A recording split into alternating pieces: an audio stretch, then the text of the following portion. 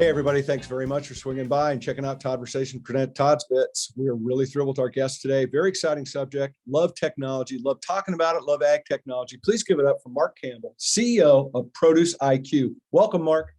Hey, Todd. Nice to meet you, and thanks for having me on. Absolutely a pleasure to have you here, sir. I'm excited about, as I said, ag technology.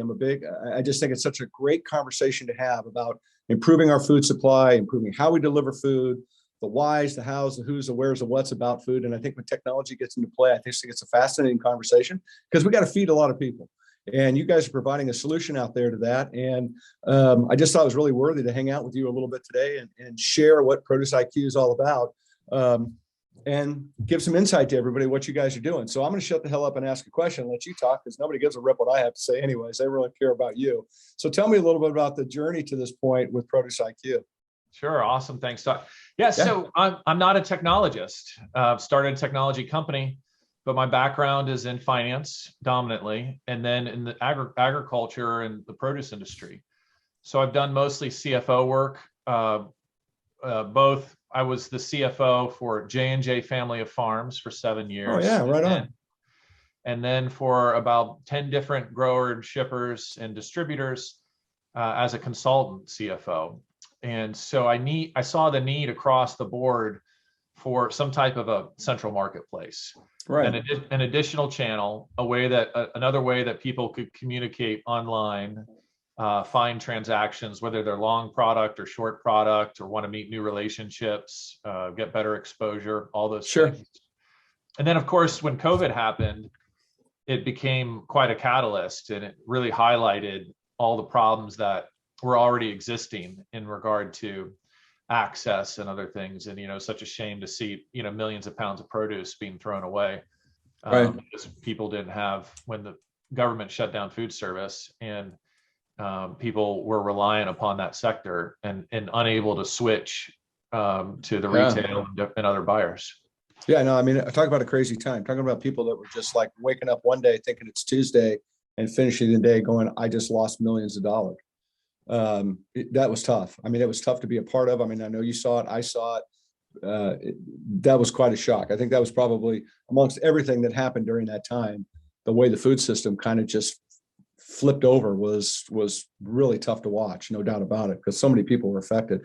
I love the fact that you've got this platform going, right? And you're creating something out there that is empowering people and empowering produce buyers and growers to trade with, greater access, greater efficiency. So give us a little background. Tell us, the 101, what is Produce IQ and really how does it work?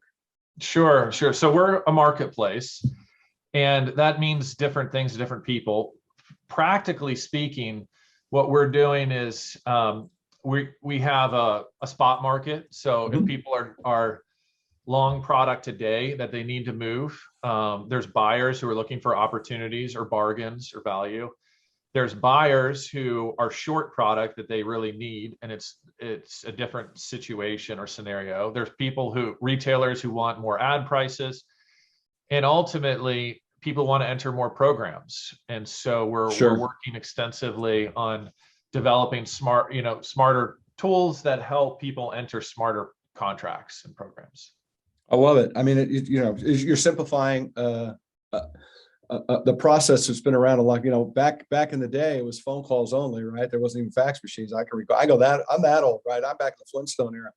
But it's amazing how this process works, and to see technology drive efficiency in the thing, that's not a bad thing. So you're tackling a variety of problems, right? Whether it be, food waste is certainly one I can throw out really easily. Which I think is some of the reasons why Produce IQ has this runway that it's seeing of success. But why is all that important, though? Yeah, good question. And I think I try for good questions. I do. I swear to God, I try. Well, I got once. So food waste is obviously a bad thing for everybody. The amount 100%. of energy, money that gets put, somebody's incurring those costs, and then ultimately it's causing the consumer to pay more and eat less, healthy vegetables, and fruit, which is our goal. 100%. So it's a problem worth solving. And when you look at the supply chain, I would argue that and people are doing the actual math, so I don't have to argue about it. We could get the facts, but a large source of that is at the farm level, whether it's unharvested crops because market prices were too low, or it's product that was graded out because it didn't have a proper market for it. And I would suggest that those are largely market issues, which can be solved with improvements to how we buy and sell produce, particularly programs and planning. Right. So I mentioned the program builder already, and we think it's important generally that people enter more floating price contracts and other contracts that will allow farmers to plant for a known customer. Like sort of the days back of just wildcatting it and planting and then hoping that you sell it in the spot market are ending, but also cause a lot of that price volatility. It's where you find less discipline and really hurt everybody. So to the extent that there's more coordination, cooperation, and advanced planning, not just days in advance, but months in advance, you will see significant progress. Yeah, well, you're 100% right when it comes to growers can't afford to take a risk anymore, right? I mean, the old adage nowadays here in California, you plant a cover crop, you turn the water on, you're losing money on your cover crop because you just ran the water, right? I mean, it's becoming very, very hard. So these growers need tools, and they need to work with buyers. They need to work with people with tools just like this that are going to help win the day. They're going to help drive positivity and conversation and that perhaps aren't happening today.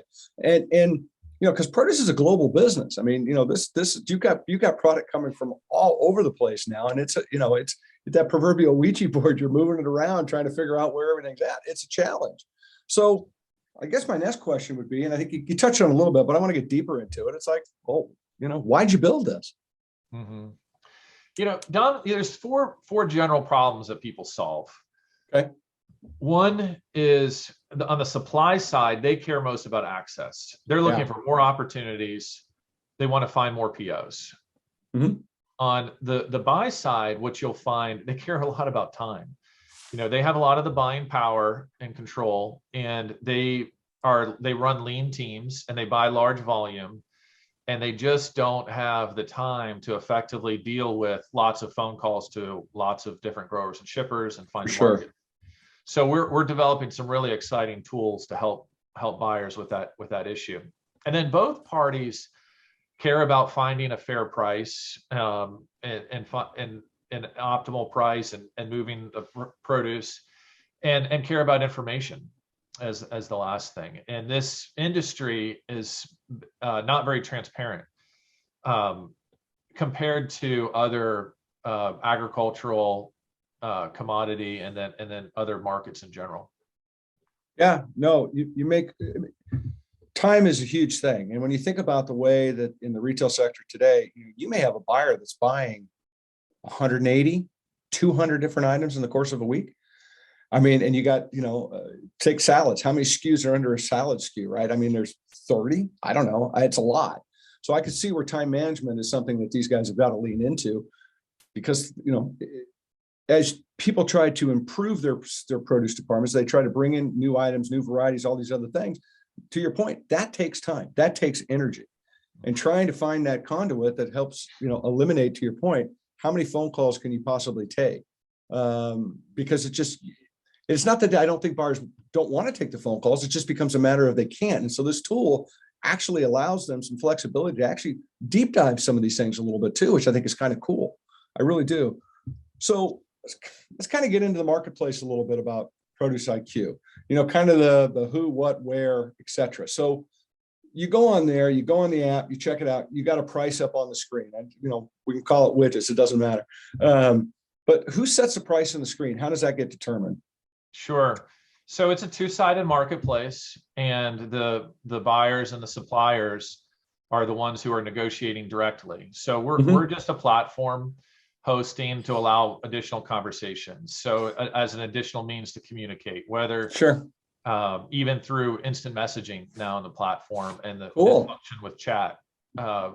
So it's adding quicker ways for people to connect. And we're facilitating that. So the other aspect, we launched initially as a spot market. technology companies evolve and they go in phases. And that's Right. really was our first phase, which is kind of a simple phase. But as a percentage of total produce traded, it's relatively small.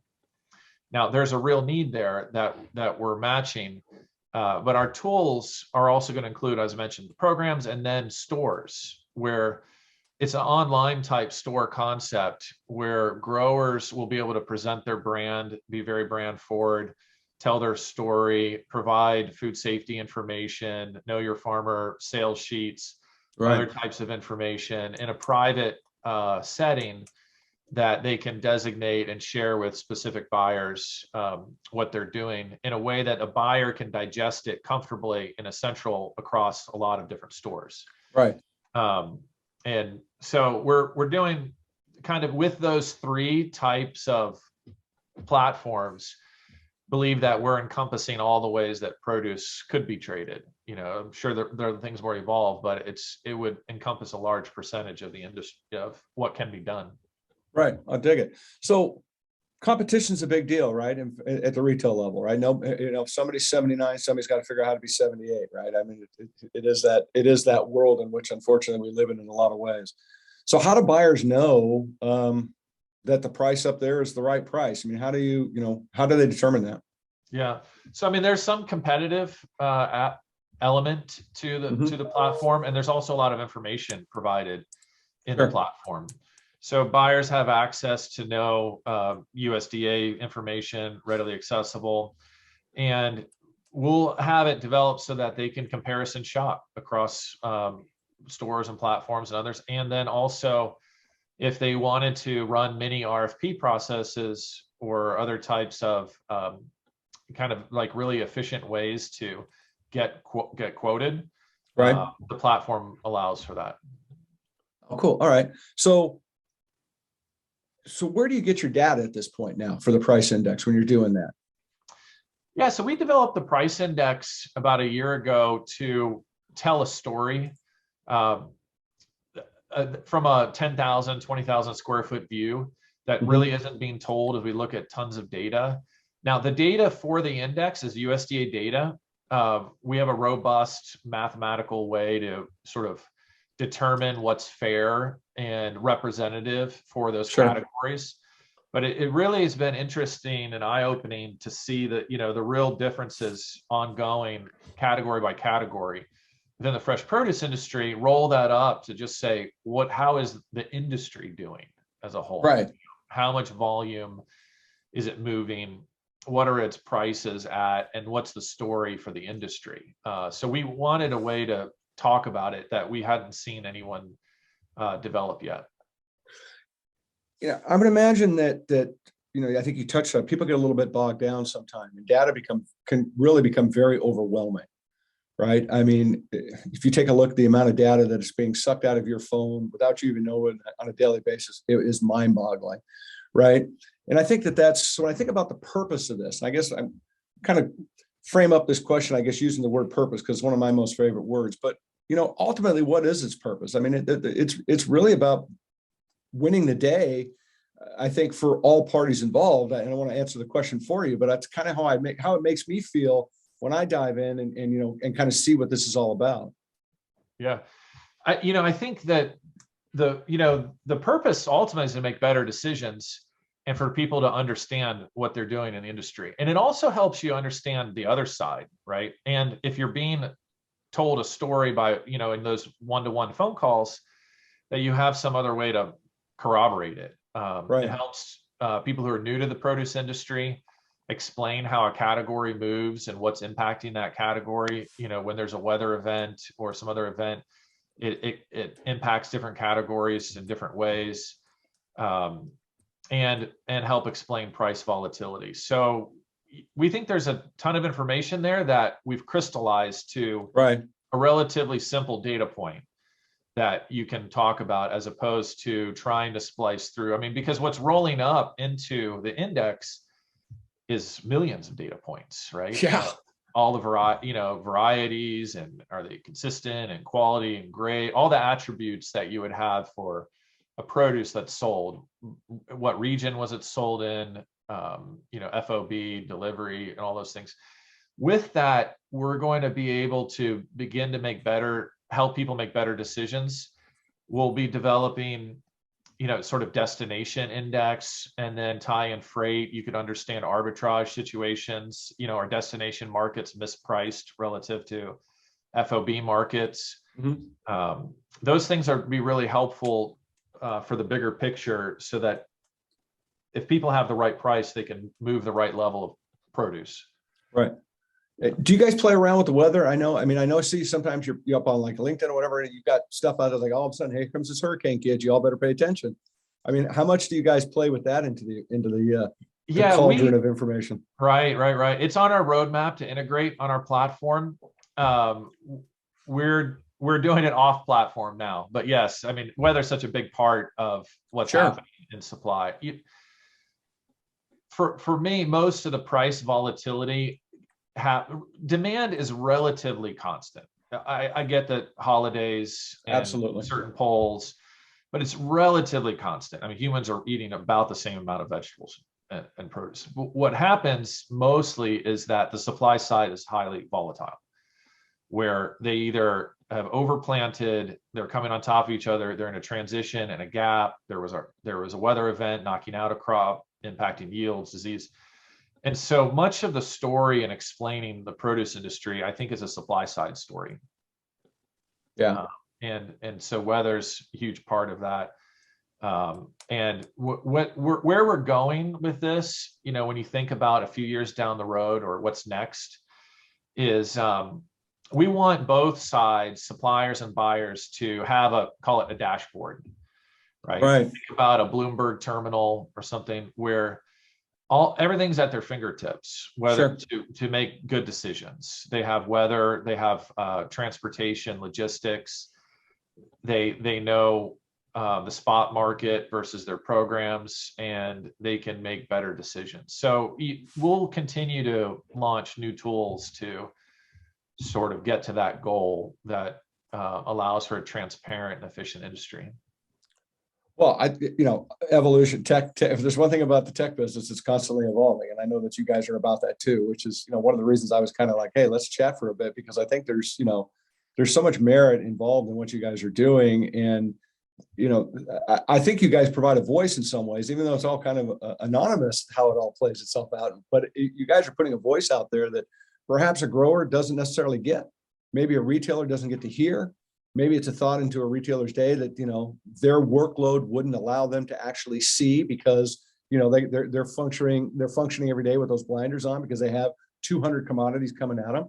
So I appreciate the fact that you guys are, taking the risk and stepping up and building a company. Let's be fair, taking the risk to build a company that's looking to make improvements out there, right? And drive positive costs into food and look at ways of improving our supply side. And again, you go back to just saying the word food waste alone changes kind of that whole dialogue about, what you guys are doing, because it is a really big part of it. And getting that under control and getting that, in a better mindset is something that I think we all have to be cognizant of, especially with all the, billions and billions of people plus the aliens coming, right?